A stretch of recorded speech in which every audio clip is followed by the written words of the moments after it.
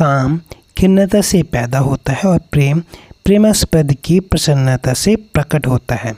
काम में अपनी प्रसन्नता ही उद्देश्य रहता है और प्रेम में प्रेमास्पद की प्रसन्नता का ही उद्देश्य रहता है।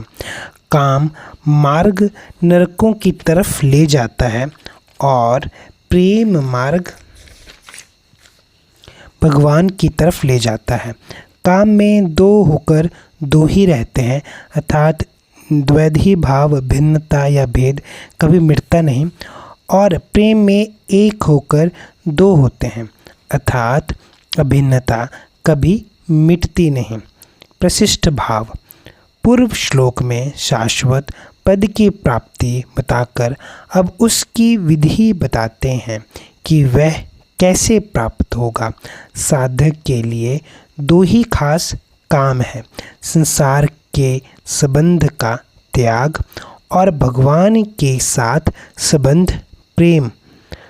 पूर्व श्लोक में आए मध्य व्यय प्रआश्रय पद में भगवान के साथ संबंध की मुख्यता है और इस श्लोक में आए बुद्धि योगमोपाश्रित्य पद से संसार से संबंध विच्छेद की मुख्यता है। बुद्धि योग मुपाश्रित्य कहने का तात्पर्य है कि संसार का सूक्ष्म संबंध भी ना रहे। दूरेण हाव्य कर्म बुद्धि योगा अधर धनंजय। किसी के प्रति किंच मात्र भी राग द्वेष ना रहे।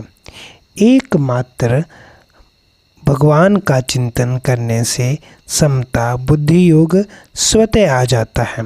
इसीलिए मंचित सततम भव कहा है।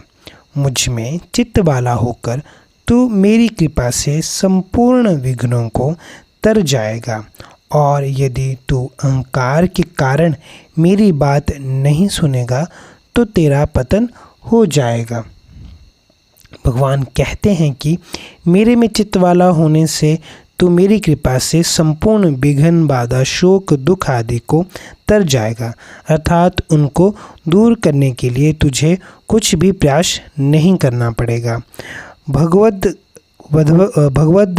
तख्त के अपनी तरफ से सब कर्म भगवान के अर्पण कर दिए, स्वयं भगवान के अर्पित हो गया। समता के आश्रय संसार की संयोग जन्य लुलुपता से सर्वथा विमुख हो गया और भगवान के साथ अटल संबंध जोड़ लिया। हरे कृष्णा कृष्णा कृष्णा